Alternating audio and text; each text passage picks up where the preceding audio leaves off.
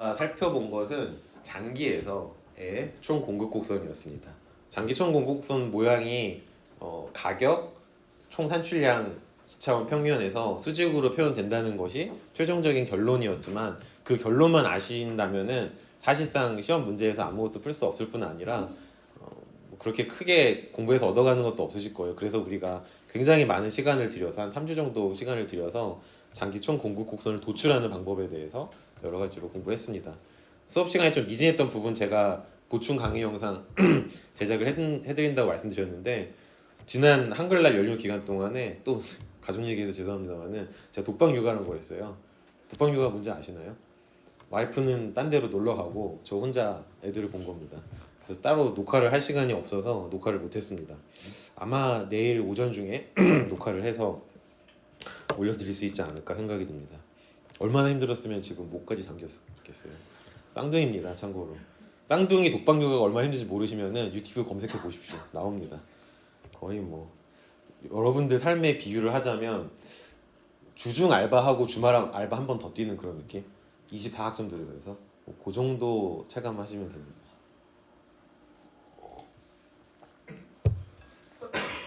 근데 우리가 그 고전학파의 장기 총 공급 곡선을 시간을 굉장히 많이 들여서 이야기한 이유가 있어요. 왜냐하면 결론부터 미리 말씀을 드리면 우리는 두 가지 학파에 대해서 계속 공부를 할 겁니다. 고전학파는 장기에 시장이 좀 효율적으로 돌아갈 때의 경제 상황에 집중하는 학파고요. 케인즈 학파는 단기에서 여러 가지 시장의 비효율성들이 존재할 때 거시경제 균형을 어떻게 찾아야 되는지 고민하는 학파입니다. 고전학파 같은 경우에는 공급이 수요를 뒷받침한다라고 믿어요. 근데 케인즈 학파는 반대로 수요가 먼저 존재하고 거기에 맞춰서 공급이 창출된다라고 생각하는 학파입니다. 다른 말로 하면은 고전학파 같은 경우에는 공급 곡선의 모양이 굉장히 중요합니다. 여기서 사실 대부분의 것들이 결정이 되거든요. 산출량이 여기서 결정이 되거든요. 수요는 딱히 고전학파의 수요 곡선이라는 게 존재하지 않을 정도로 굉장히 미약하게 취급이 됩니다. 근데 케인즈 학파는 반대로 수요 곡선에 대해서 굉장히 엄밀한 어떤 통찰 과정을 거쳐야 돼요. 왜냐하면 수요가 공급을 창출하기 때문에 공급은 수요에 그냥 따라오는 결과물일 거거든요. 때문에 반대로 이야기하면은 고전학파의 공급 곡선 여러분들이 공부하셨듯이 굉장히 과학적으로 엄밀한 검증 과정을 거쳐서 도출이 됩니다. 케인즈 학파의 수요 곡선도 아마 마찬가지일 거예요. 근데 케인즈 학파의 공급 곡선은 상대적으로 좀 단순한 모양을 가집니다. 케인즈 학파의 어떤 철학 안에서는 그 중요성이 상대적으로 떨어지기 때문입니다. 그래서 요 강의 노트가 상대적으로 짧고 논리적으로 조금 빈약하다고 느끼신다면 여러분들 생각이 맞으시는 겁니다. 그럼에도 불구하고 공부할 만한 가치는 충분히 있어요. 왜냐하면 우리는 항상 단기적으로 살고 있거든요. 여러분들이 이 거시경제학에서 이야기하는 장기 시계열로 여러분들의 삶을 확장하고 싶으시면은 최소한 5년, 10년은 기다리셔야 됩니다. 근데 일반적으로 우리는 향후 5년을 바라보고 살지는 않죠.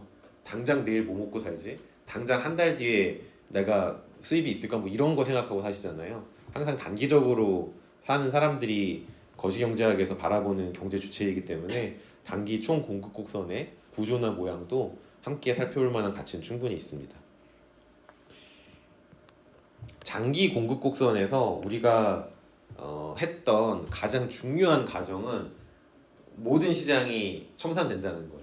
청산된다라는 것은 만약에 수요량과 공급량이 일치하지 않는 상황이 올 때 가격이라고 하는 시장 조정 기구가 아주 신축적으로 조정이 되어서 공급량과 수요량을 일치시키는 수준으로 가격이 변한다는 거죠.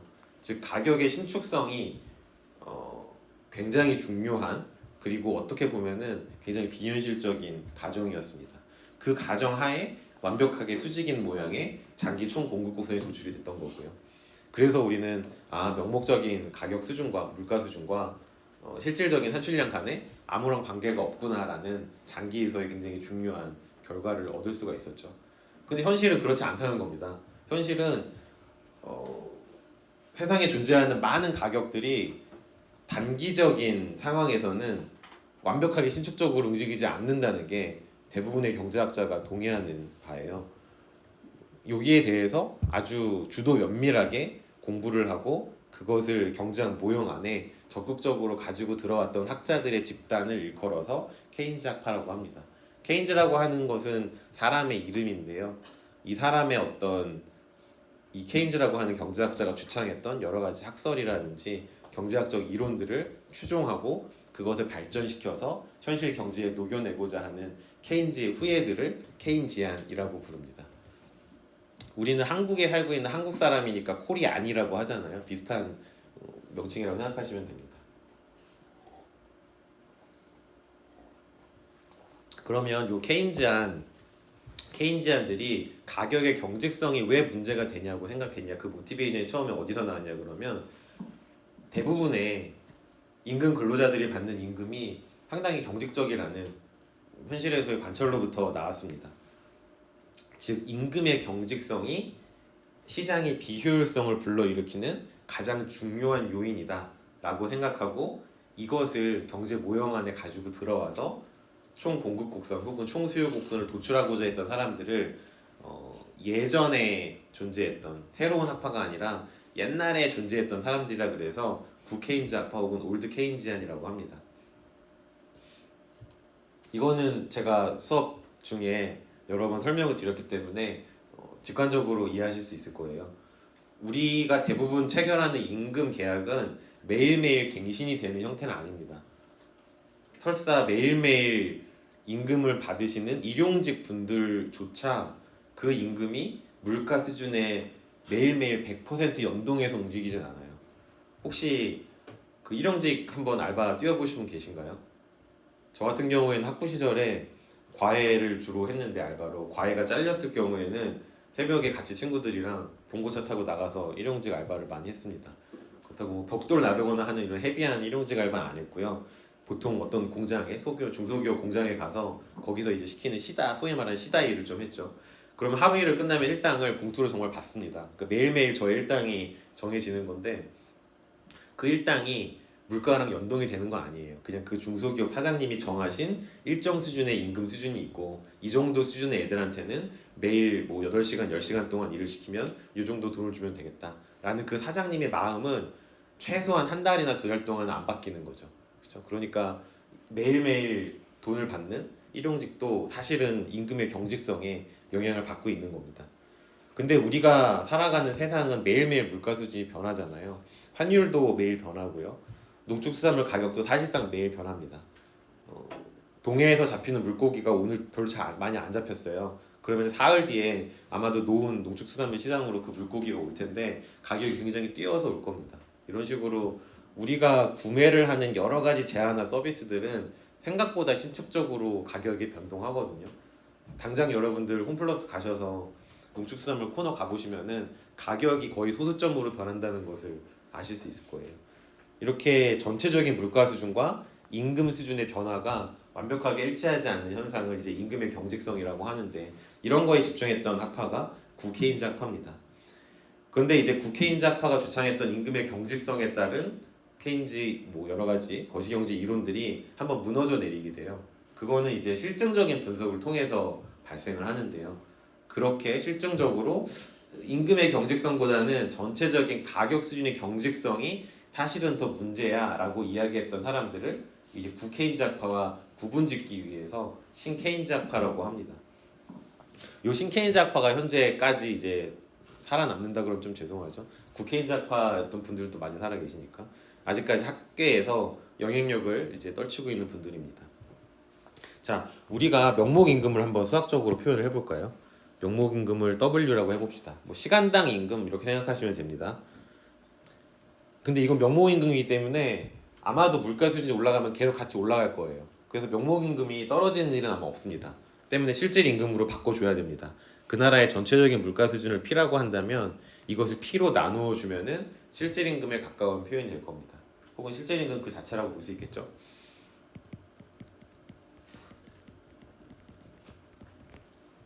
구케인즈 학파에 따르면 임금은 전체적인 가격 수준보다 조금 더 경직적인 경향이 있기 때문에 만약에 전체적인 물가 수준이 오른다면은 임금 수준이 경직적이어서 실질 임금 자체는 떨어지는 효과가 있다라고 보통 이야기를 하죠. 그러면은 물가가 언제 오를까요? 경기가 보통 호황일 때 물가가 오릅니다. 그렇죠? 그 나라 경제 활동이 활발하면은 거래에 대한 수요도 증가할 것이고 화폐에 대한 수요도 증가해서 그 나라의 전체적인 가격의 어떤 가치는 화폐의 가치는 떨어지겠죠. 똑같은 화폐 단위로 더 많은 것을 이렇게 해야 되니까요. 경기가 호황일 때 실질 임금은 떨어진다. 조금 말이 이상하긴 하지만 이것을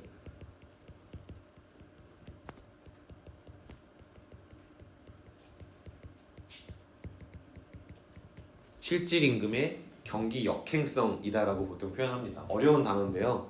뭐 이 기회에 경제학자들이 만드는 영어 표현들도 익히시면 좋을 것 같습니다. 시클리컬이라는 사이클이 뭐예요? 비즈니스 사이클이고 사이클입니다. 요런 이렇게 사이클이 있는 거잖아요. GDP 혹은 산출량이 시간의 흐름에 따라서 어떨 때는 굉장히 경기 호황이 어떨 때는 나빠지고 그게 일정한 사이클을 가지고 움직인다고 해서 비즈니스 사이클이라 그러는데 그러면 실질 임금도 요 사이클에 같이 가냐 즉 GDP가 올라갈 때 실질 임금을 빨간색으로 표현해 볼게요. 이것도 같이 올라가고 뭐 같이 떨어지냐 이러면은 경기 순응적 혹은 경기 순행적이라고 표현하고요. 그게 아니라 GDP가 올라가는 경기 호황기 국면에서 오히려 실질 임금은 떨어지냐 요걸 보는 겁니다. 이런 것을 경기 역행적이라고 하는데 국해인자파에 따르면 경기가 호황이에요. 그럼 물가 수준은 올라가겠죠. 하지만 명목임금은 제자리여서 실질임금은 떨어질 겁니다. 다른 방향으로 가잖아요. 이것을 경기 역행적 비즈니스 사이클과 반대 방향으로 간다 그래서 카운터 시클리컬이라고 합니다. 이렇게 경기 역행적인 게 이론적으로 맞아야 되는데 실제 데이터를 분석을 해보니까 오히려 경기 순행적으로, 경기 순응적으로 흘러간다는 거죠. 이것을 프로시클리컬이라고 합니다. 즉 구케인자파의 이러한 임금의 경직성에 따른 이론이 실제 데이터랑은 맞지가 않게 된 거예요. 왜 그럴까요? 왜 이런 일이 발생한 걸까요? 같이 임금도 올려지니까 그것도 굉장히 훌륭한 개수인데 사실은 그러면 이제 고정학파의 세계로 넘어가야겠죠. 전부 다 신축적이면은 이 두 학파 모두 존재할 필요가 없으니까. 현실은 임금의 경직성 수준보다 물가 경직성 수준이 더 심했던 겁니다. 그 전체적인 물가를 움켜잡고 있는 여러 가지 요인들이 같이 존재해서 분자가 오히려 분모보다 더 많이 변하는. 그러니까 우리는 분모가 이 경기에 따라서 물가 수준이 신축적으로 변한다라고 알고 있었는데 그게 아니라 사실은 여기서 여기로 이어지는 고리도 많이 끊겨 있었던 거예요. 그래서 경기 호황이라도 물가가 변하지 못하는 물가가 굉장히 전체적인 물가 자체가 굉장히 경직적이어서 오히려 분모가 더 조금 상승하는 그래서 역설적으로 실질임금은 오히려 상승해버리는 경기 순응적이 되는 그런 일이 발생을 한 거죠. 왜 그럴까? 이제 그거에 대해서 다음 페이지부터 살펴보도록 하겠습니다. 그런데 신케인자파가 구케인자파를 밀어내고 득세하게 된 이유가 이러한 어떤 실증 분석상에 있어서 어떤 반박뿐만 있는 것은 아니에요. 임금의 경직성을 거시경제 모형으로 가지고 들어오기에는 이 구케인자파가 이제 처음으로 이걸 가지고 왔던 시기가 1940년대, 50년대인데 그때 당시 경제학의 어떤 수학적인 엄밀성이 그렇게 뛰어나지 못했습니다. 지금 여러분들이 경제학 논문 아무거나 하나 읽어보시면은 이게 경제학 논문인지 수학 논문인지 모를 정도로 굉장히 어려운 수학적인 방법론들이 많이 들어와 있거든요. 근데 1940, 50년대까지만 하더라도 조금 더 퓨어한 사회과학의 영역에 속해 있던 성격이 있었기 때문에 도대체 임금이 경직적이라는 것까지는 알겠는데 이것을 모형으로 들어와서 미래를 예측하거나 데이터를 분석하거나 하기에는 약간 방법론적으로 수준이 좀 미치지 못했던 거죠. 그래서 또 하나의 문제는 이때 당시 이제 경제학자들 사이에서 논란이 분분했던 것 중에 하나가 임금이 결정되는 구조가 과연 누구에게 더 힘이 있느냐 그런 것도 약간 그 임금 노동자가 처한 환경에 따라 달라지는 조금 설정에 모호한 문제가 있었습니다. 예를 들어서 노동조합이 굉장히 큰 힘을 발휘하는 특정 산업이 있어요. 우리나라 같은 경우 자동차 산업, 미국 같은 경우에는 트럭 노조, 아니면 뭐 우리나라 같은 경우 택시 노조 이런 거 있잖아요. 노조가 사실상 국회의원을 이겨버리는 그런 산업들이 있습니다. 그런 데에서는 노동자가 임금을 결정한다고 볼 수 있겠죠. 그렇죠? 그런데 예를 들어서 뭐 최저임금 적용받는 죽동 혹은 궁동에 있는 커피숍 알바생들의 임금 누가 결정해요? 노동자들이 결정할 가능성은 거의 없잖아요. 사장이 준 대로 받겠죠. 그때는 고용자가 굉장히 큰 파워를 갖고 있습니다. 이처럼 산업별 혹은 지역별, 국가별, 뭐 시대별로 임금이 어떻게 결정이 되는지에 따른 굉장히 다양한 이론들이 존재하기 때문에 이거를 거시경제라는 하나의 큰 틀 안에서 모으기에는 또 현실적으로 어려움이 있었습니다. 이러한 뭐 여러 가지 이론적인 어려움 혹은 실증적인 어떤 반박 이런 것들로 인해서 임금의 경직성보다 가격의 경직성에 치중해서 단기에서의 총 공급 곡선이 어떻게 결정이 되는가 이렇게 공부하는 쪽으로 넘어갔다고 보시면 될 것 같습니다. 무슨 질문 하나 있는데 네네. 방금 전에 이 실질 임금 같은 경우에는 약간 그러니까 상대적인 거를 얘기하는 건가요? 자 지난 시간에 실질 임금에 대해서 한번 질문해 주셨죠. 다시 한번 말씀을 드리겠습니다. 명목 임금은 그냥 명목적으로 두 개 학생이 받는 임금 그 자체예요. 1시간당 9,480원. 그게 명목 임금입니다. 근데 이거는 두 개 학생이 이번 올해 1시간 일할 때 생산성이랑 내년에 일할 때 생산성이랑 똑같다고 가정해 봐요. 근데 명목 임금은 올라갈 거 아니에요. 그러면 인플레이션이 반영이 됐기 때문에 마치 두 개 학생의 생산성이 올라간 것처럼 착시를 일으키죠. 이건 정확한 노동 생산성을 측정하는 지표가 아니죠. 때문에 물가 수준으로 나누어 주든가 어쨌든 노멀라이제이션을 해줘야 되는 거예요. 그래서 우리 같은 경우에는 그냥 그 해 물가 수준으로 나누어 버린 겁니다. 매년 그렇게 해버리면은 매년 나의 명목 임금이 물가 수준으로 나누어지기 때문에 실질적인 그리고 우리가 요거를 지난 시간에 도출하지 않았나요? 그렇죠? 노동의 한계 생산성은 실질 임금과 같다는 식을 도출한 적 있죠? 기억나시죠? 즉 이 노동의 한계 생산성이라는 건 내가 추가적으로 한 단위 더 생산활동에 참여했을 때 내가 추가적으로 얻어내는 실질적인 어떤 생산 능력을 의미하는데 그것이 실질 임금과 같다고 합니다. 명목 임금이 아니에요. 그러니까 실질 임금이 노동의 추가적인 생산성, 산출물에 기여하는 생산성을 측정하는 더 좋은 지표라는 말이기도 하겠죠. 그래서 실질 임금을 경제학자들은 더 많이 사용합니다. 명목 변수랑 실질 변수는 아마 여러분들이 경제학 강의를 4학년 졸업하실 때까지 들으시면서 계속 헷갈리시는 부분일 거예요. 사실 저도 학부 때 그 개념이 명확하게 정리가 되지 않았고요. 왜냐하면 실질 변수는 현실에 존재하지 않는 가상으로 경제학자들이 만들어낸 개념이기 때문에 잘 잡히지 않거든요. 텐저블하지가 않거든요. 그래서 여러분들 나름대로 소화를 잘 하셔야 될 필요가 있습니다. 질문 오시는 대로 바로바로 다시 답변을 드리겠습니다. 그러면 현실에서 이러한 가격 경직성이 존재하는 것이 데이터상으로 확인이 됐다면 경제학자들이 해야 될 일은 이러한 가격 경직성이 존재하는 이유를 밝혀내는 겁니다. 사실 경제학자들은 미래를 예측하는 사람들이 아닙니다. 물론 경제학의 분야 중에 포캐스팅이라는 분야가 있긴 있거든요. 미래를 예측하는 분야가 있긴 있는데 굉장히 마이너한 분야고요. 전 세계 99%의 경제학자들은 과거에 이미 발생했던 일의 인과 관계를 분석하는 일을 주로 합니다. 과거에 우리가 관찰한 어떤 변수가 있고 다른 어떤 경제적 현상이 있으면 이 둘 사이에 어떤 관계가 있고 만약에 이 두 경제 현상 사이에 인과관계가 있는지 혹은 정말 말 그대로 그냥 상관관계가 있는지 혹은 역인과관계가 있는지 뭐 이런 것들을 조사하는 사람들이 경제학자들이에요. 그럼 가격 경직성이라는 게 우리가 관찰한 결과라면 가격의 경직성이 그리고 시장의 효율성을 저해하는 단기적으로만 존재해야 되는 우리가 넘어야 될 허들이라면 그 원인을 반드시 밝혀내야 될 필요가 있잖아요. 한국이라는 나라를 하나의 환자 개념으로 보시면은 조금 이해가 쉬우실 겁니다. 증상이 발현이 됩니다.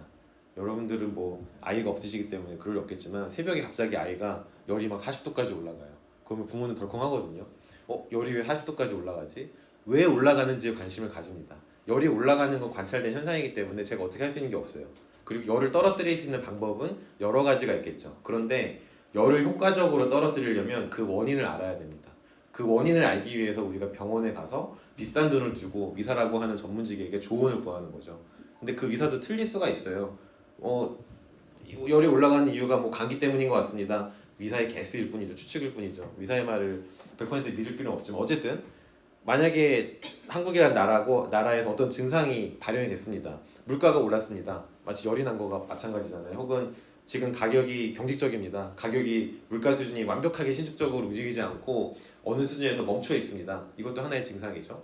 여기까지는 우리 모두가 발견할 수 있어요. 노력만 들이고 품만 들이면 누구나 발견할 수 있는 증상입니다. 근데 그 심텀을 어떻게 치료할 것인가, 어떻게 리메디할 것인가는 그 원인을 파악하는 데서부터 출발하거든요. 그게 이제 거시경제학자들이 주로 하는 일이라고 할 수 있겠죠. 자, 그러면 지금까지 거시경제학자들이 파악한 가격 경직성의 4가지 원인을 한번 살펴보도록 하겠습니다. 물론 이 외에도 원인은 수도 없이 많습니다. 여러분들이 새로운 원인을 찾아내면 노벨상 받으시는 거예요. 첫 번째는 가장 대표적인 원인인데요. 시장의 형태가 완벽하게 효율적이지 않은 시장의 형태를 가질 때 발생합니다. 경제학 원론을 들으신 분들은 아마 저한테 경제학 원론 들으신 분들은 시장의 형태를 딱 2가지만 배우셨을 거예요. 경쟁과 독점. 근데 경쟁과 독점은 굉장히 두 극단적인 형태의 시장입니다.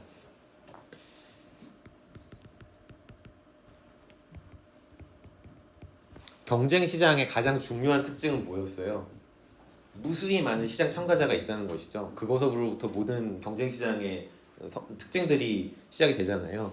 굉장히 많은 시장 참가자가 있습니다. 독점 시장의 특징은 뭐였어요?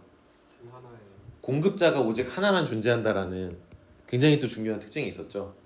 근데 대부분의 시장은 참가자가 무수히 많지도 않고 한 명도 아닙니다. 이 사이 어딘가에 있어요. 때문에 완벽하게 경쟁적인 성격을 갖는 시장도 전혀 없고요. 거의 없다고 보시면 되고, 완벽하게 독점적인 성격을 갖는 시장도 대부분 민영화가 아니라 공기업화가 되어서 시장에서 나가 떨어진 상태입니다. 뭐 공항 같은 거요, 철도 KTX 같은 거요, 대부분 독점적으로 운영이 되잖아요. 뭐 이유가 있겠죠. 어쨌든 대부분의 시장은 이 사이 어딘가에 있어요. 그리고 이 사이 어딘가에 있는 시장이 가지고 있는 굉장히 많은 성격이 독점적 경쟁이라고 하는 구조에서부터 출발을 합니다. 독점적 경쟁 시장은 여러분들이 지금 현재 반드시 익히셔야 되는 그런 시장의 구조는 아닙니다. 만약에 우리 학교에 미시경제학 2가 있었다면, 즉 고급 미시경제학이 있었다면 거기서 배우셔야 될 내용이기 때문에 그냥 대략적인 설명만 하고 넘어가도록 하겠습니다. 우선 시장 참가자는 여전히 무수히 많습니다. 언카운터블해요. 무수히 많은 시장 참가자가 있어서 기본적으로 경쟁적인 성격을 가집니다. 그런데 경쟁 시장의 또 하나의 특징이 뭐였어요? 무수히 많은 공급자들이 전혀 차별화되지 않는 똑같은 품질의 제품을 공급한다는 거였죠. 그래서 가격을 그냥 받아들일 수밖에 없는 그런 성격을 가지고 있었습니다. 그런데 독점적 경쟁 시장에서는 무수히 많은 시장 참가자가 아주 조금씩 가격 차별화 혹은 제품 차별화에 성공합니다. 궁동에 있는 커피 시장 한번 생각해 보세요. 여러분 쪽문으로 나가셔서 친구들이랑 한솥도시락에서 밥을 맛있게 드셨습니다. 그 다음에 야 커피 한 잔 먹자 하고 궁동에 있는 커피숍으로 가잖아요. 그때 어떤 생각하세요? 친구들이랑 아무거나 먹자 이러세요? 아니면 내가 잘하는 데 있으니까 거기 가자 이러세요? 후자의 경우가 훨씬 많지 않으세요? 아무데나 가진 않으시죠. 5,000원 내고 먹는, 굉장히 비싼 돈 내고 먹는 커피니까 최소한 나의 어떤 선호도가 있습니다. 근데 그 선호도를 결정짓는 건 아주 미세하지만 개별적인 커피 공급자들마다 조금씩 차별화가 이루어지고 있다는 거예요. 누군가는 가격이 싼 곳을 가고 싶으시겠죠. 누군가는 조금 더 좋은 품질의 원두를 제공하는 커피숍에 가실 겁니다. 요 정도의 어떤 차별화. 근데 그 구간에서, 차별화가 성공하는 구간에서만큼은 그 개별 공급자가 굉장히 독점적인 지위를 지닌다는 겁니다.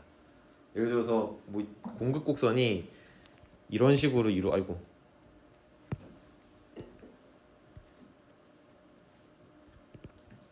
그려볼까요 한번? 개별 시장에서의 공급 곡선이 이런 식으로 그려지는 거죠. 공급 곡선이니까 우상향하는 건 맞는데 특정 구간 내에서 여기에 존재하는 뭐 여기까지 한 명, 두 번째, 세 번째, 네 번째, 뭐 다섯 번째 이런 식으로 공급자들이 증가한다고 봅시다. 개별적인 공급자들은 이게 끝까지 가면 무수히 많은 공급자가 되기 때문에 멀리서 보면은 완벽하게 우상향하는 공급 곡선으로 보이겠지만 이거를 아주 미세하게 쪼개놓고 보면은 대략적으로 이런 모양처럼 보인다는 거예요. 때문에 뭐 2번 공급자 볼까요? 시장에 두 번째로 참가한 2번 공급자. 2번 공급자 같은 경우에는 요 특정 가격 구간, 이 가격 구간 내에서는 완벽하게 독점적인 지위를 가지는 거죠. 가격이 이거보다 올라가거나 내려가면은 독점적인 지위를 뺏기고 경쟁적인 상태로 넘어가거나 완전히 못 팔거나 뭐 그렇게 되겠지만은 최소한 이 구간 내에서는 사람들은 이번 소비자에게 갈 수밖에 없다는 겁니다. 즉 특정 재화의 선호 구간 혹은 특정 재화의 가격 구간 내에서는 그 공급자만이 독점적인 지위를 갖는 특별한 구간이 존재하는 거예요. 근데 무수히 많은 공급자가 존재하기 때문에 멀리서 보면 굉장히 경쟁적인 모습을 보이는 거죠. 이것을 이제 독점적 경쟁 시장이라고 하는데 어려운 개념입니다. 이걸 이해하시는 게 쉽지가 않고 미시경제학의 영역으로 다시 들어가셔서 미시경제학의 엄밀한 이론들 위에서 하나하나 도출해야 되는 부분이 있기 때문에 그냥 이렇게만 알고 계시면 됩니다. 자, 그렇다면은 특정 가격 구간 내에서 독점적인 지위를 갖는 공급자가 존재를 해요. 그러면 수요가 만약에 변화해요. 수요가 변화하는데 자기 가격, 자기가 컨트롤할 수 있는 가격 바운더리 내에서 변해요. 그러면은 공급자가 움직이려고 할까요? 움직이지 않으려고 할까요? 움직일 요인을 전혀 찾지 못하죠. 그렇죠?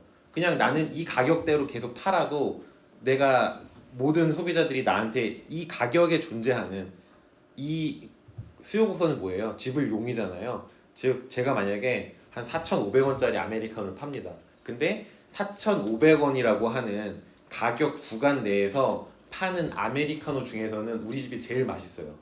그러니까 4,500원을 지불하고자 하는 소비자들은 무조건 우리 가게로 온다는 걸 내가 알고 있습니다. 근데 어제보다 오늘 손님이 조금 줄었어요. 그럼 내가 가격을 4,300원으로 내려야 될까요? 내릴 요인이 거의 없다는 거예요. 이 구간 내에서는 여전히 내가 가장 완벽한 경쟁력을 갖고 있다는 걸 알고 있기 때문에 아주 미세한 수요의 변화에는 반응하지 않는 겁니다. 4,500원이라고 500원이라고 하는 가격이 그대로 지켜지는 요인이 존재하는 거죠. 근데 엄청 변화해요, 수요가. 예를 들어서 한 달 동안 계속해서 지속적으로 손님이 줄고 있어요. 요거는 나한테 시그널을 주는 거죠. 4,500원이라고 하는 가격이 굉장히 비싼 가격이 되었구나라고 인정하고 한 4,300원 정도로 내릴 요인이 존재하겠죠. 즉 굉장히 많은 어떤 수요량 변화에는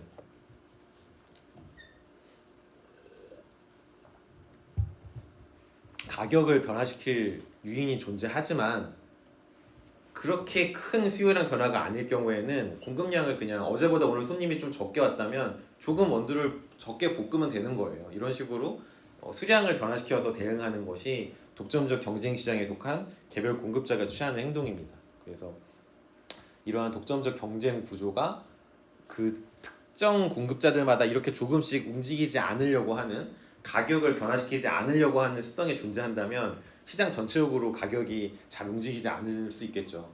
실제로 여러분들이 궁동이나 죽동에 가셔서 단골 커피숍이 있으시다면 한번 유심히 관찰을 해보세요. 이 사람들이 가격을 아주 주도 면밀하게 변화시키는지 아마 거의 변화시키지 않고 1년 동안 갈 겁니다. 그 이유는 이들이 독점적 경쟁 시장에 속해 있기도 하지만 요 메뉴 비용 때문이기도 합니다. 메뉴 비용은 여러분들이 경제학 원론 시간에 한 번쯤 들어보셨을 비용인데요. 맨큐라고 하는 굉장히 유명한 경제학자가 구조화하고 이론화해서 더 유명해진 이론입니다. 왜냐하면 맨큐가 전 세계에서 가장 유명한 경제학 원론 교과서인 맨큐의 경제학을 썼고 거기서 이 메뉴 비용 굉장히 강조했거든요. 자기 논문을 팔아야 되기 때문에. 그래서 여러분들이 아마 가격의 경직성 해서 이해를 하실 때 가장 먼저 떠오르는 개념이 이 메뉴 비용일 겁니다. 메뉴 비용은 아주 단순합니다. 가격을 변화시킬 때 소요되는 모든 비용은 모든 재반 비용을 다 통칭해서 메뉴 비용이라고 합니다.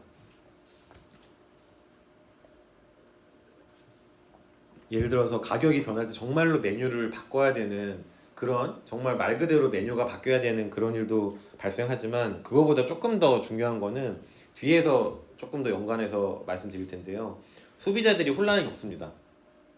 자, 우리가 아메리카노를 4,500원에 팔다가 4,300원으로 낮췄습니다 라고 하면은 소비자들이 거기에 바로 순응하고 오케이 4,300원 하고 내고서 먹을까요? 왜 가격을 낮췄지? 가격을 낮춘다는 게 무슨 의미지? 그리고 4,300원대로 내려가면은 다른 선택지도 많이 있는데 내가 굳이 여길 가야 돼? 이것과 같은 가격이 그 자체로서 주는 여러 가지 굉장히 중요한 정보들이 있거든요. 그것이 한번 바뀌기 때문에 소비자들도 혼란을 느끼고 변한 가격 수준에서 기존에 존재했던 고객들을 뺏길 가능성도 존재하는 거죠. 그 뒤에 조금 더 자세히 말씀드리겠습니다. 때문에 웬만한 공급자들은 웬만하면은 가격을 움직이지 않으려고 하는 습성이 큽니다. 생산 원가가 너무 올라가서 지금 현재 가격에선 더 이상 마진이 남지 않을 때 어쩔 수 없이 가격을 올리고요. 가격을 떨어뜨릴 요인이 발생한다고 하더라도 공급자들은 웬만하면 가격을 떨어뜨리지 않을 겁니다. 그러면 마진이 줄어들거든요. 소비자들이 그러니까 물가가 전체적으로 떨어져서 내가 가격을 낮춰야 되는 상황이 왔어요. 내 주 고객층의 실질임금이 떨어지는 게 보입니다. 구매력이 하락해서 내가 가격을 낮추지 않으면 잠재적인 고객층을 잃을 수 있어요. 그걸 모두 다 알고 있음에도 불구하고 내가 가격을 낮추면 그걸로써 게임이 끝나버리기 때문에 그걸로써 물가 수준이 하락했고 거기에 맞춰서 신축적으로 저 집의 커피 가격도 하락했기 때문에 전부 다 떨어졌다. 그러면 시장이 거기서 한번 완벽하게 청산이 된 거잖아요. 그러면 공급자에게는 가격이 어떤 주는 정보의 위도적인 혼란을 통해서 추가적으로 얻을 수 있는 마진 가능성이 사라지기 때문에 최대한 그 가격 하락을 늦추고자 하는 욕망을 가지게 됩니다. 그래서 가격은 위로도 웬만하면 올라가지 않고요. 아래로도 웬만하면 내려가지 않는다는 게 이제 메뉴 비용이 주창하는 바입니다.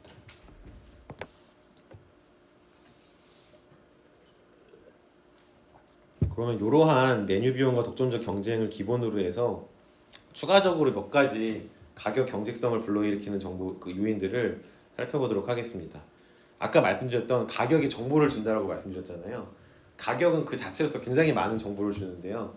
만약에 공급자와 소비자 간에 가격이라는 매개체를 통해서 쉐어하는 공유하는 정보가 뭐라 그럴까 불균등하다면 어시메트릭하다면 거기에 따른 불확실성이 존재할 것이고 그것이 공급자로 하여금 가격을 신축적으로 움직이지 못하게 하는 하나의 요인이 될 수 있습니다. 이게 볼까요? 제가 예를 하나 적어드렸는데요.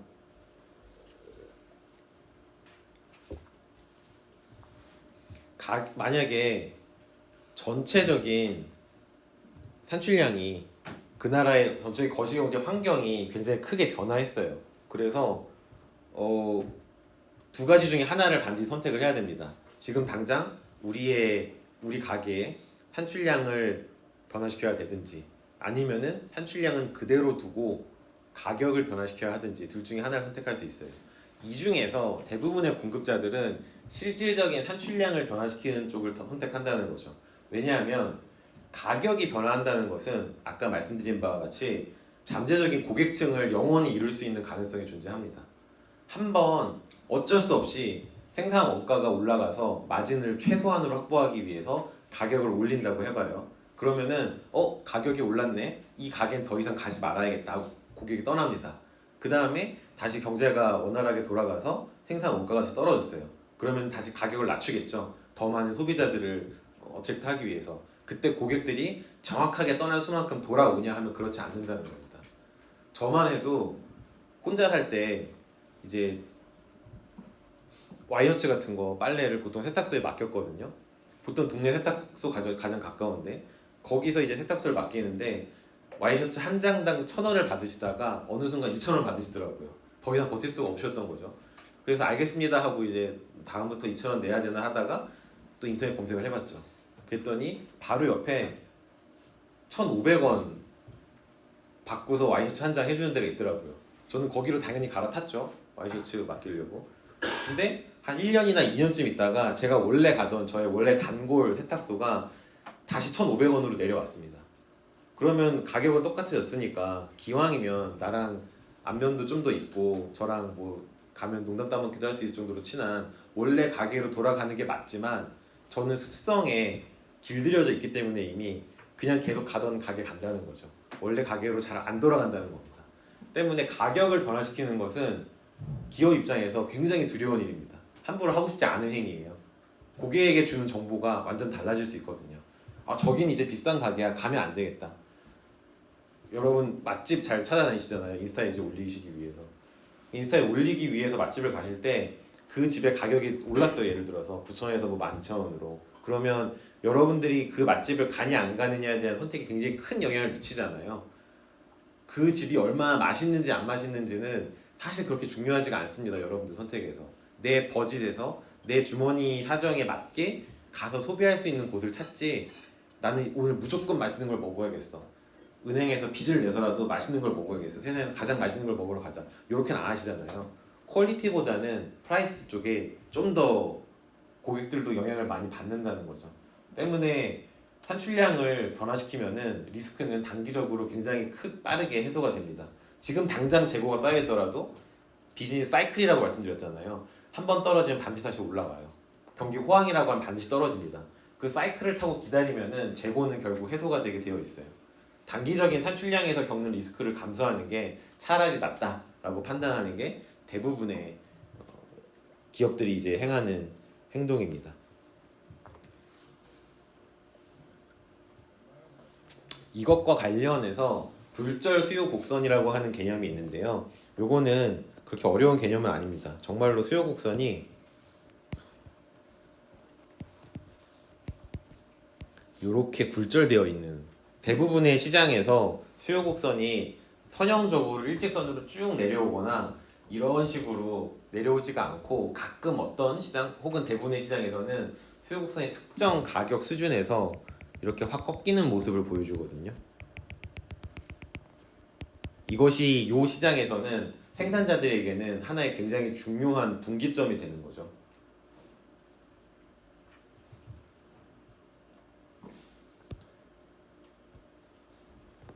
수요 곡선이 굴절하는 이유는 이 수요자들 혹은 구매자들이 가격 변화에 반응하는 민감성이 완벽하게 양방향적으로 선형적이지 않기 때문입니다. 어려운 말이지만 이렇게 이해할 수 있을 것 같아요. 만약에 기업이 가격을 인상을 해요. 그러면은 아까 제가 말씀드린 저희 세탁소 예에서 마찬가지로 당장 거기서 빠져나옵니다. 당장 손해보고 싶진 않거든요. 우리는 굉장히 실시간적으로 같은 퀄리티의 상품을 제공하는 업체들 중에서 조금이라도 더 싼 놈을 찾을 수 있는 능력을 가지고 있습니다.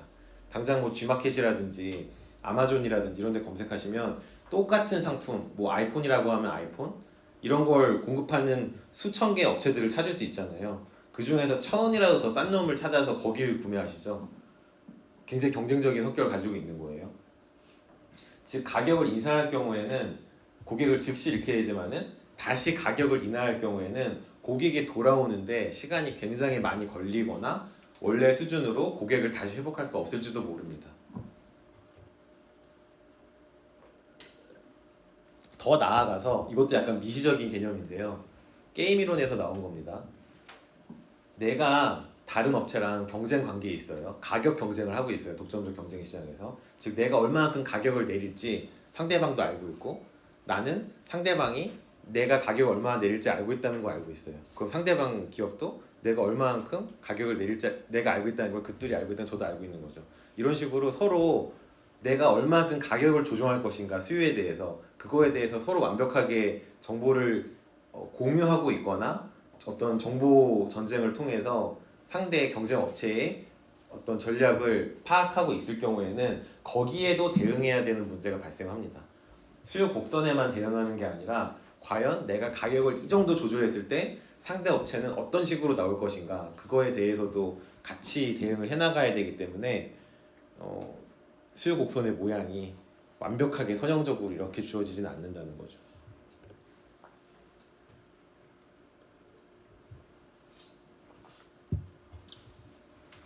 근데 경쟁 시장 같은 경우에는 시장 전체적인 수요 곡선은 이런 식으로 표현이 됐지만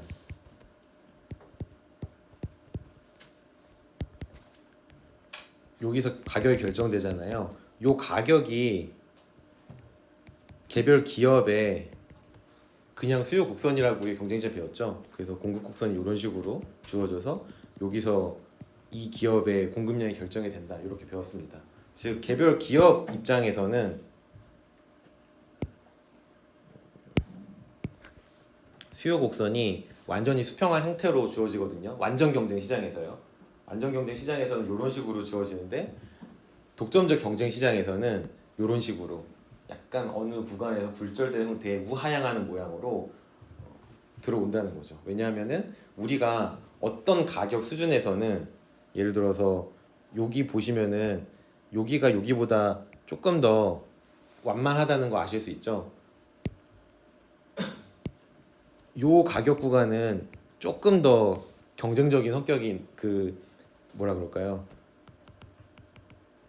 완전 경쟁 시장과 가까운 수요 곡선을 주는 거예요. 근데 요 구간부터는 갑자기 우리가 가격을 똑같은 단위로 떨어뜨리면 떨어뜨릴수록 공급되는 공급량이 굉장히 급격하게 줄어들잖아요. 여기서는 조금 더 독점적인 성격이 나오는 거죠. 뭐 이런 것까지 아실 필요 없습니다. 근데 대략적으로 제가 오늘 말씀드린 이 네 가지의 가격 경직성의 요인이 다 비슷한 흐름에서 존재한다는 것을 이해하실 수 있을 겁니다. 독점적 경쟁 시장이라고 하는 시장 자체에서 온 어떤 불안전성, 특정 구간 내에서 개별 기업이 독점적인 지위를 확보할 경우 기업이 가격을 잘 움직이지 않으려고 하는 습성이 존재하는데 구체적으로 따지고 들어가면은 현실적으로 메뉴 비용 같은 게 존재할 수가 있고 두 번째로 가격을 변화시킴으로써 잠재적인 고객을 잃을 수 있다는 정보의 비대칭성으로부터 오는 그런 문제가 있을 수 있고 마지막으로 경쟁하는 독점적 경쟁 시장에서는 개별 가격 구간 내에서는 내가 독점적인 지위를 확보하지만 가격을 조금만 올리거나 조금만 내리면 그 새롭게 내가 진입하는 가격 구간 내에서 새로운 경쟁자들을 또 맞닥뜨려야 되잖아요. 그 구간으로 갔을 때 잠재적인 경쟁자들은 어떻게 대응할 것인가 파악해야 되는 그러한 어떤 현실적인 문제들 그런 것들로 인해서 기업은 가격을 쉽게 변화시키려고 하지 않는다라는 그러한 하나의 결론에 도달할 수 있습니다.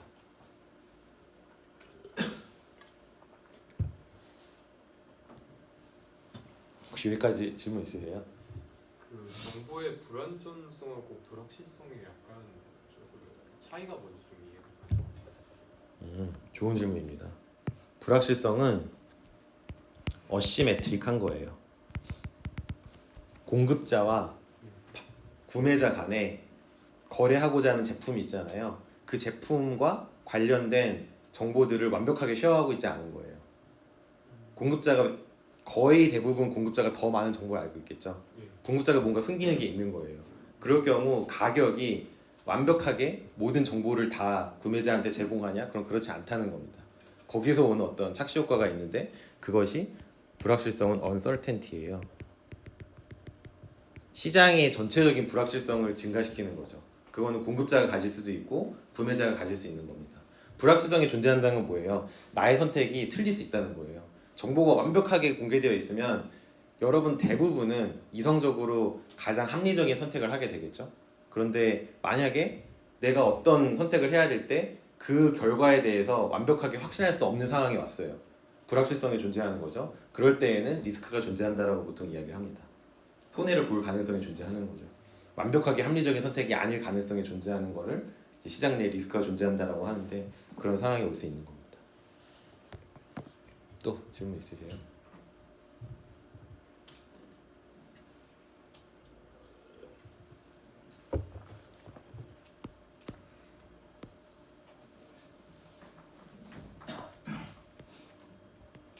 자, 그러면 이제 본격적으로 한 15분 정도 시간이 남았는데요. 오늘은 짧게 완벽한 가격 경직성이 존재할 경우 과연 어떤 모양이 그려질 것이냐, 공급 곡선이 거기에 대해서만 이야기를 해보겠습니다.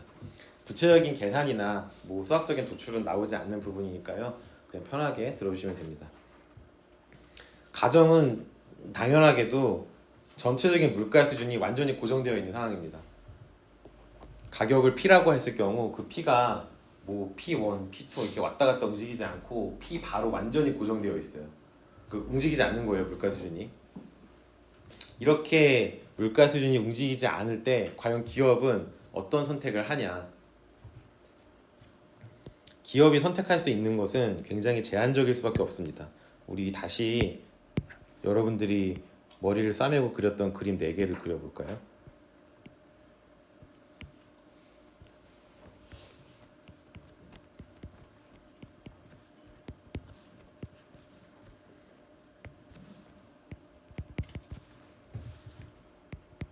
네 개를 그려봅시다.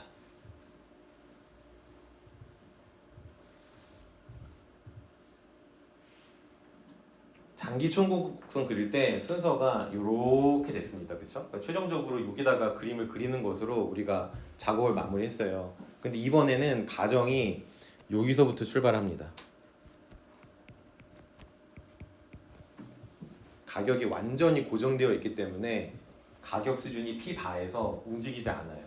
요 위로 올라가지도 않고 아래로 내려가지도 않습니다.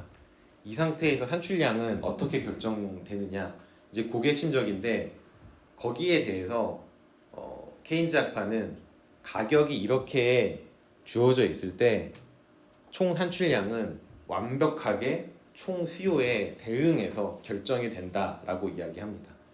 즉 시장에서 우리는 이만큼 물건을 사고 싶어요. 이렇게 돈을 쓰고 싶습니다. 왜냐하면 우리가 이만큼 수입을 벌어들였기 때문에 라고 한다면 오케이, 너네가 이만큼 지출을 하고 싶다면, 즉 그 사회에서의 총 지출이 먼저 결정이 된다면 그 지출에 대응해서 여러 가지 생산 활동이 이루어진다는 거죠. 앞서서 생산 요소의 균형으로부터 쭉쭉쭉쭉 진행이 되어서 그것을 생산함수에 집어넣고 그래서 산출량이 결정이 된, 즉 시장에서의 총 수요와 아무런 상관없이 산출량이 결정이 되는 장기의 세계와는 완전히 정반대죠. 즉 기업은 시장의 수요만큼 재화를 공급을 합니다. 시장의 수요가 먼저 결정이 되고 그 수요에 공급이 대응하는 형태로서 결정이 되는 거죠. 이것은 무슨 말이냐? 나중에 총수요 곡선을 여기다가 같이 그리겠지만 뭐 조금 시시하긴 합니다만 먼저 답부터 말씀드리면 총수요 곡선은 이런 형태로 그려지거든요. 수요 곡선이랑 비슷한 형태로 그려져요. 그러면 그 사회가 당면한 가격 수준과 그 사회의 전체적인 총 지출이 여기서 결정이 된다면 요 점에서 사회적인 총 지출 그리고 사회적인 총 산출량이 그냥 결정이 되어 버린다는 거죠. 재고가 없는 세상입니다.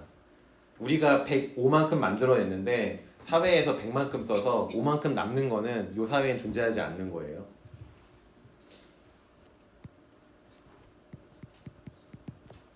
그러면 여기서 사회적으로 가장 효율적이라고 하는 총 산출량 수준이 Y 스타로 정해진다면 이거를 그대로 거꾸로 이렇게 가지고 오고요. 요거를 수평으로 쭉 보내면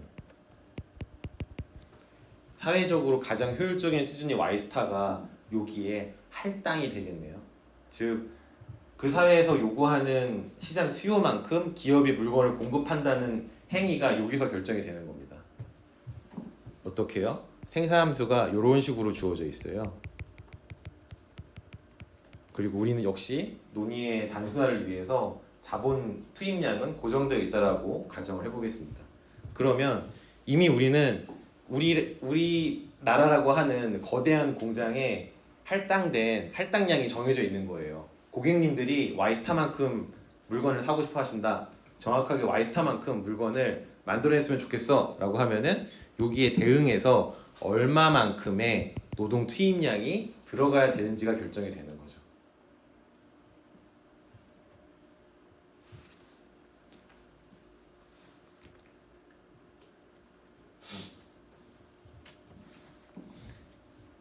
들어가야 되는 노동 투입량이 기업의 생산활동 과정에서 이미 결정이 되어 있으므로 별도의 노동 수요 함수는 존재하지 않습니다. 노동 공급 함수는 여전히 이런 모양으로 존재하겠죠. 근데 기업은 이미 사회에서 원하는 요구 수준 Y스타를 총수요 곡선으로부터 알고 있어요. 그것만큼만 생산해내면은 사회적인 재고가 제로가 되는 상태인 거예요. 가장 효율적인 상태인 거죠. 그러기 위해서는 주어진 생산함수의 구조 하에 L 스타만큼의 노동량만 필요하니까 이미 주어진 총 산출량 Y 스타와 그때 생산함수로부터 도출된 L 스타로부터 이 기업의 노동 수요량이 결정이 되어버리는 거죠. 그 별도의 노동 수요 함수는 존재하지 않습니다. 이걸 그대로 높이면은 이 지점에서 대응하는 단 하나의 실질임금 수준이 있을 것이고 거기서 실질임금이 결정이 되는 거죠. 전체적인 모양은 똑같은데 순서가 완전히 뒤죽박죽으로 섞여 버렸습니다. 그렇죠?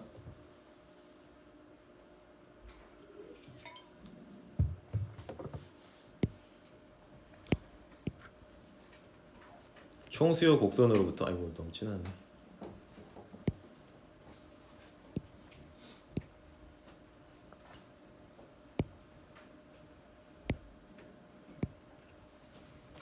총수요 곡선으로부터 전체적인 그 사회의 총 지출 수준이 결정이 되고요. 여기서 이미 여러분들은 똑똑하신 분들이니까 감을 잡으실 수 있겠죠. 케인즈 학파에서는 이 임금이나 가격의 경직성을 고려한 단기에 사는 케인즈 학파는 총수요 곡선이 사실상 모든 걸 결정하는구나. 얘가 어떻게 결정이 되는지가 굉장히 중요하겠네. 이거를 이제 아실 수 있겠죠. 요거는 다음 챕터에서 우리가 본격적으로 공부할 겁니다. 어쨌든 우리는 이것을 그냥 주어진 것으로 지금 현재 받아들인다면 기업 입장에서 정확하게 이만큼만 생산을 하면 되므로 산출량 수준이 여기서 결정이 되고요. 이렇게 결정된 산출량 수준을 기업의 행사함수로 가지고 오면 주어진 기업의 행사함수에 대응하는 단 하나의 노동 수요량이 결정이 됩니다.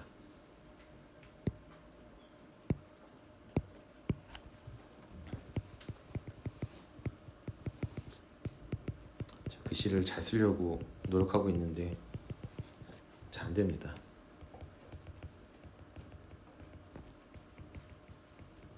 순서를 써볼게요.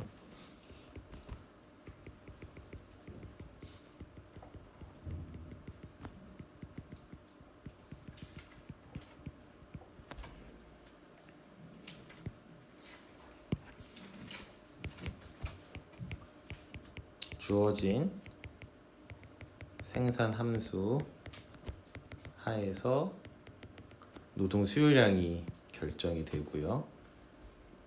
마지막으로 노동 공급 곡선과 만나는 단 하나의 점에서 균형 실질임금이 결정이 됩니다.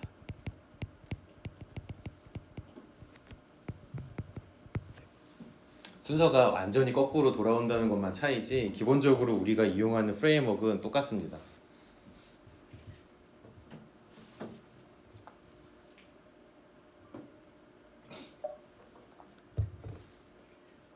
다 찍으셨어요? 비켜드릴까요? 저희 못 나오고 같이 나오면 나중에 다시 보실 때 기분 나쁘시니까.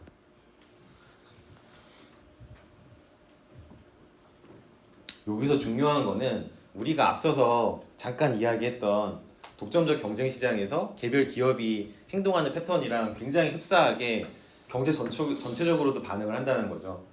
가격을 변화시켜서 대응하는 게 아니라 가격이 고정되어 있기 때문에 공급량, 실질적인 산출량 수준을 변화시켜서 시장의 수요에 대응한다는 겁니다. 뭐 지금 이것까지 할 필요 없지만 예를 들어서 총수요가 이렇게 증가했어요. 그럼 어떻게 해야 돼요? 여기서 이쪽으로 이동해서 총 산출량을 늘려야겠죠. 가격은 변화하지 않습니다. 가격은 변화하지 않기 때문에 이 나라에 속한 모든 기업이 선택할 수 있는 건 산출량을 늘려서 대응하는 것밖에 없어요. 완벽하게 경직적인 가격 수준 하에서는. 그래서 공급량을 조절해서 주어진 총 수요에 대응을 합니다. 근데 한 가지 이제 우리가 추가적으로 가정할 거는 명목임금은 완벽하게 신축적이에요. 그래서 우리가 여기서 요걸 구할 때 오직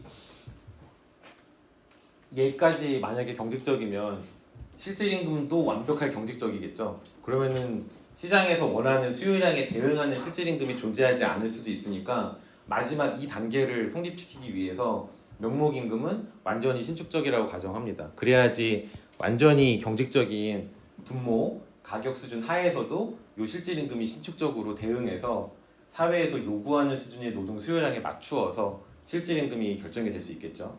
그래서 명목임금은 신축적인 수준에서 결정이 된다라고 가정하고요.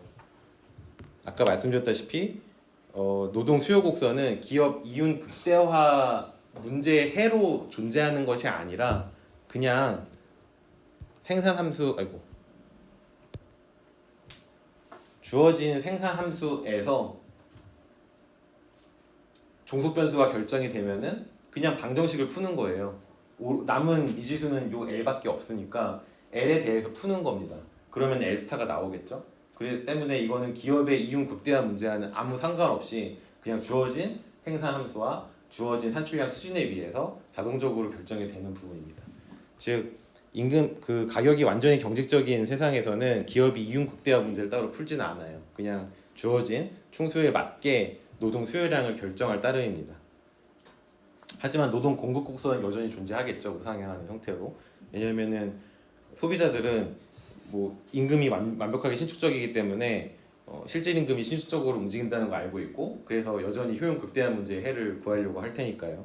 그래서 노동 공급 곡선은 존재하지만 노동 수요 곡선은 별도로 존재하지 않고 총 생산 함수에서 결정되는 균형 노동 수요량이 노동 수요 곡선을 대체한다라는 거 알고 계시면 좋을 것 같습니다.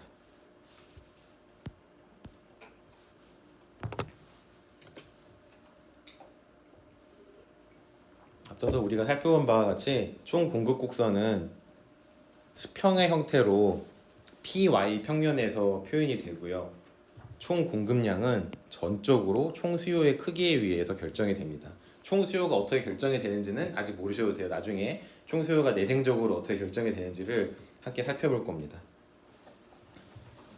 노동 고용량은 총 수요를 충족시키는 수준에서 생산함수의 구조에 의해서 결정이 되고요. 임금은 마지막에 최후의 단계에서 노동 공급 곡선 상에서 총 수요를 만족시키는 노동 수요량과 일치하는 수준에서 결정이 됩니다. 즉 가격이 완전히 경직적이라고 할지라도 임금 수준이 신축적이기 때문에 비자발적인 실업 혹은 그 어떤 형태의 어떤 그 우리가 어쩔 수 없이 존재할 수밖에 없는 실업의 형태가 있잖아요. 그거 외에는 그 어떤 실업도 존재하지 않는 거죠. 비록 노동 수요 곡선이 존재하지 않아서 노동 생산 요소 시장에 균형이 존재한다라고는 이야기할 수 없어요. 시장이 청산되지는 않습니다. 노동 수요 곡선이 존재하지 않기 때문에. 하지만 생산함수에 대응해서 결정되는 노동 수요량에 대응하는 노동 공급량이 오직 하나밖에 없기 때문에 이 수준에서 균형적인 실질 임금 수준은 결정이 될 수가 있는 거죠. 말이 어렵죠, 괜히 경제학자들이 꼬아서 이야기하는 게 있습니다. 자, 여기까지 혹시 도출하는 과정에서 이해가 안 되시는 분? 이해가 안 되면 다음 시간에 한 번 더 설명을 드릴 테니까 너무 걱정하지 마십시오. 뭐 집에 가셔서 한번 혼자 한번 그림을 그려 보세요.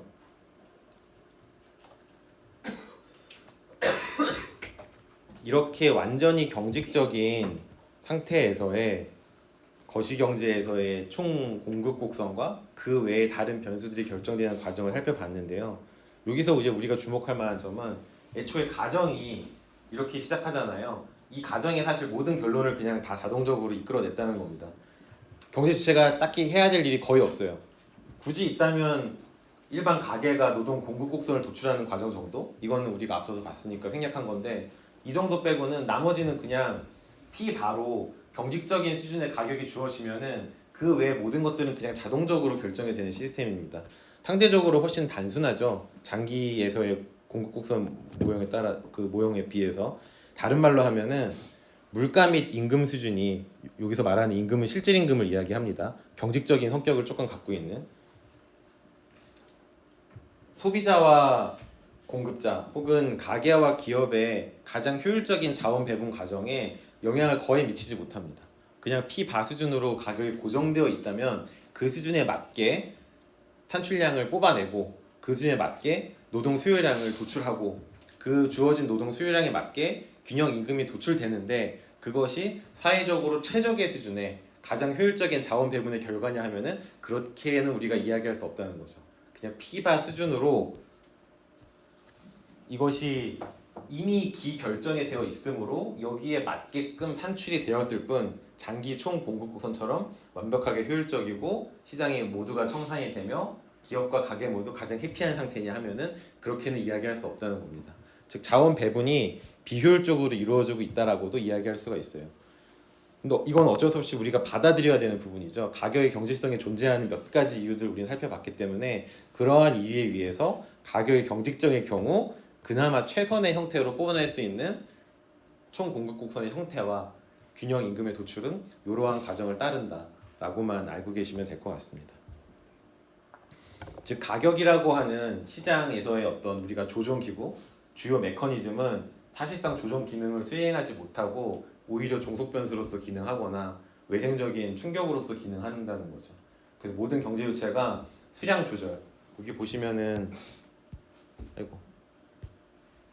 산출량을 조절한다거나 노동 수요량을 조절한다거나 실질 변수들이 지금 움직이고 있잖아요. 명목 변수가 전혀 움직이지 못하는 상태니까 이런 식으로밖에 조절이 안 되니까 가격이 여기서 말하는 실질 임금과 물가 수준이 원래 수행했던 시장에서의 조정기구 역할을 실질 변수들에게 떠넘긴 형태라고 보시면 됩니다. 조금 비효율적인, 비정상적인 시장의 형태라고 보시면 될 것 같습니다. 시간이 얼추 됐는데요. 질문 있으시면은 수업 끝난 다음에 나와서 해주시고 좀 미진한 부분에 대해서는 목요일에 계속 이어서 설명을 드리도록 하겠습니다.